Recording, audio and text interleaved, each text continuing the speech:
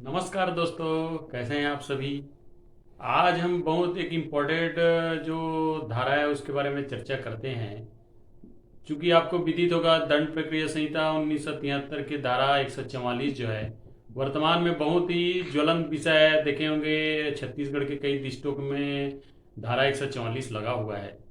तो आज हम इन विषयों पे चर्चा करेंगे कि किन किन प्रावधानों पे धारा 144 लगता है और कौन लगाता है और कितने समय के लिए लगता है, और इससे संबंधित व्यक्ति के अधिकार क्षेत्र और सामान्य जनजीवन में क्या प्रभाव पड़ता है और कहाँ तक यह लोक प्रशांति या आज के परिप्रेक्ष्य में सामान्य है, उनको हम देखेंगे।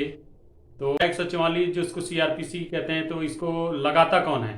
तो देखिए इसमें क्या है, जो सम्यक व्यवस्था है संबंधित है। तो चूंकि जिले का सर्वोच्च अधिकारी या जिला दंडाधिकारी कलेक्टर रहता है, तो कलेक्टर को ऐसा यथा स्थिति या स्थिति को संभालते या बिगड़ते या कुछ ऐसा लोक निशन जो आशंकित हो, खतरा हो या सामान्य जनजीवन को बाधित कर सकता हो को ये संबंधित देखकर लिखित रूप से उसको धारा 144 लगा देता है। या समय समय पे राज्य सरकार से परामर्श लेके जो अधीनस्थ अधिकारी हैं, जिले का अधिकारी हैं, वो इसको प्रवृत्त करते हैं कानून। और साथ में उसमें क्या रहता है, जिला का जो अधिकारी है, कलेक्टर जो है, उसके अधीनस्थ जितने कार्यपालिका अधिकारी है, चाहे एसडीएम हो, तहसीलदार रैंक के अधिकारी हो, नायब तहसीलदार का, यह सबको को संभालने के लिए उत्तरदायी होते हैं। अब देखिए क्या है, सबसे महत्वपूर्ण ये है कि भाई धारा 144 किन स्थितियों में लगता है, ये सभी आप उस चीज़ को देखिएगा। तो जैसे हाल ही में जैसे कबीरधाम जिला देख लीजिए और अन्य जिले में जैसे लगा हुआ है। तो सबसे पहले इसमें आता है कि लोक निसेंस। तो चूंकि आपको सभी को पता होगा कि सीआरपीसी 133 और आईपीसी 268 में लोक निसेंस के बारे में बताया गया है। तो भाई इसमें लोक निशंस है क्या। तो वही है, विद्रोह है, धूल है, धुआं है, बहुत तेज ध्वनि है, देखे होंगे लाउड स्पीकर बजा के घूम रहा है गली गली में, मोहल्ले में, या फिर कहीं पे गड्ढे खोद दिया। इससे पहले मैंने वीडियो बनाया, उसमें वीडियो का जाके दिखेगा, मैं इस वीडियो के लिंक में डाल दूंगा कि लोक निशंस या लोक प्रशांति क्या होता है। और दूसरा है लोक प्रशांति। तो लोक प्रशांति जैसे दंगा है, विद्रोह है ना भाई, बलवा हो गया, आपस में गुटबाजी हो गया, सांप्रदायिक दंगे हो गए, या मारा पीटी हो गया, या किसी बात को लेके भीड़ इकट्ठा हो गई, जुलूस निकाल रहा है, सार्वजनिक संपत्ति को तोड़ फोड़ कर रहा है, आग लगा रहा है, या देखे होंगे लोगों को वो सामान्य जनजीवन को बाधित कर रहा है, चक्का जाम कर दिए, सड़क को बाधित कर दिए, रेलवे ट्रैक को बाधित कर दिए, है ना भाई, जितने भी जो सार्वजनिक आपूर्ति उसको बाधित कर दिए, और आपस में लोगों को उकसा रहा है कोई दल या व्यक्ति या संगठन।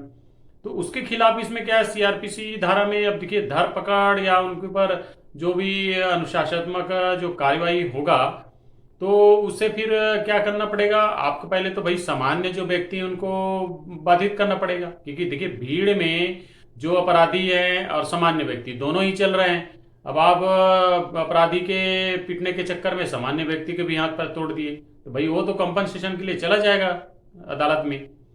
तो इसमें 144 में क्या रहता है, जैसे आपको पता है, 12 भाई अब मैं घूमने जा रहा हूँ, मेरे घर वाले बोले नहीं बाहर 144 लगा है, कर्फ्यू लगा है, मत जाओ। तो अब मैं अपने सामान्य जो जनजीवन व्यस्त गतिविधियां है उसको मैं बाधित कर लूंगा स्वयं होके, तो बाहर नहीं निकलूंगा। अब जो अन्य गैर सामाजिक गतिविधियां कर रहे हैं, तोड़ फोड़ कर रहे हैं, जैसे मैंने इसे पूर्व बताया, या लोक प्रशांति या सार्वजनिक आपूर्ति को बाधित कर रहे हैं, उन व्यक्ति के खिलाफ सख्त सख्त पुलिस कार्रवाई करेगी।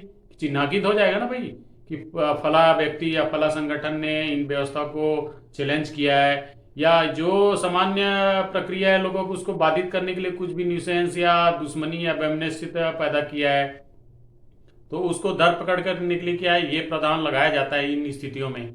अब देखते हैं कि भाई कितने अवधि के लिए लगता है जनरली।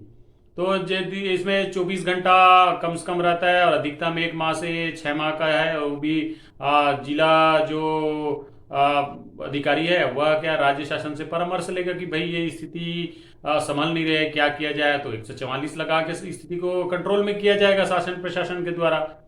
तो सामान्य चीजें देखे होंगे, जैसे अब गिरफ्तारी करने के लिए कई लोग खड़े हो जाते हैं या मिलने जानते हैं, तो उन परिस्थिति में क्या है, बाह्य आवागमन को भी इसमें क्या है, पूरी तरह से रोक लगाया जाता है। देखेंगे पुलिस जो बैरिकेड लगा के वहां मुस्तैद रहती है, बंदोबस्त में खड़े रहते हैं कि भाई क्या है, उकसाना, भीड़ को प्रोवोक करना, ये सब चीजें जो है इसमें ना हो।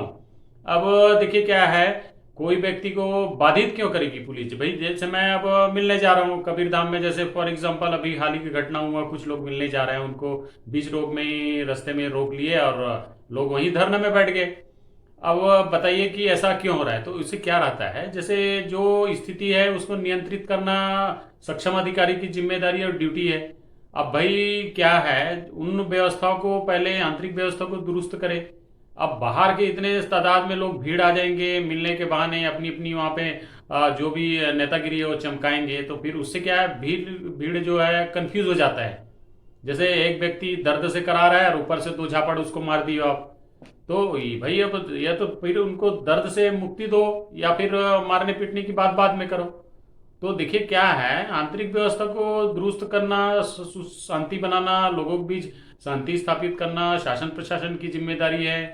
कोई व्यक्ति जाके अननेसेसरी से वर्गली या फिर बेमनेस या भीड़ को उकसाएगा तो उसके खिलाफ भी अनुशासनात्मक कार्यवाही करिए, क्योंकि देखिए क्या है, हम भारत के नागरिक हैं। जैसे अनुच्छेद 14 में हमको विधि की संरक्षण या विधि की समानता बताया गया है, तो उसके खिलाफ ये भी बताया कि निरोधक कानून देखे होंगे, अनुच्छेद 22 में गिरफ्तारी या निरोधक कानून।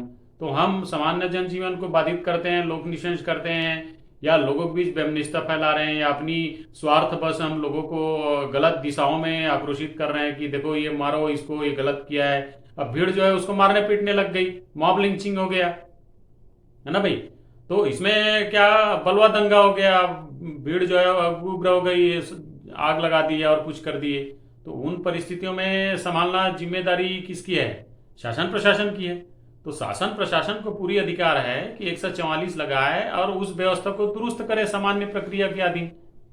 तो यही 144 है। अब इसमें देखिए सीआरपीसी 144 का में बताया गया कि भाई देखो कोई भीड़ है, शस्त्र लेके दौड़ रहा है, या शस्त्र से होके वो क्या जगह जगह भीड़ को जुलूस के बहाने लोगों को घात पहुंचा रहा है, उनको मानसिक शारीरिक क्षति हो रहा है, भय उत्पन्न कर रहा है उसके ऊपर, लोग डर रहे हैं, दरवाजे बंद करके अपने घर में दुबके हुए हैं। तो ये व्यवस्था जो है तानाशाही, मिलिट्री शाही या सशस्त्र विद्रोह जो है पॉसिबल नहीं है, इसको बिल्कुल तत्काल रोकना चाहिए। तो ये 144 धारा जो है जिला दंडाधिकारी को वह पावर देता है, और साथ में उनको आंतरिक व्यवस्था जितना जल्दी हो सके राज्य शासन के परामर्श से उसको किया जाए। और मान लो ऐसे 144 धारा के अंदर कोई ऐसी घटना दुर्घटना हो गई या भारी ऐसे रक्तपात हो गई, तो राज्य सरकार की दायित्व है कि उसको न्यायिक जांच करे और यथासंभव हो सके अपराधियों को जल्द जल्द उनके ऊपर जो भी धारा चार्ज है उनके अनुरूप उनको दंडात्मक कार्य करिए। क्योंकि देखिए विधि का भय और विधि का शासन को हम सुव्यवस्थित नहीं करेंगे तब तक लोग जो है आउट ऑफ कंट्रोल रहेंगे। तो यही है कि मूलतः 144 का डिटेल डिस्क्रिप्शन है। और देखेंगे सीजीपीएससी मेंस के 7वां पेपर हो, जुडिशियल एग्जाम हो, या जिला सहायक लोक अभियोजन अधिकारी की परीक्षा हो, या अन्य में आजकल आम बात होगी कि सुने हैं यहाँ पे 144 धारा लगा है, तो वही है दंड प्रक्रिया संहिता 144 धारा है। तो उसके बारे में मैंने आपको बताया है। तो और अधिक से अधिक इसके जानकारी एकत्र करके मुझे कमेंट बॉक्स में बताइएगा। तब तक के लिए थैंक यू, बाय बाय, धन्यवाद।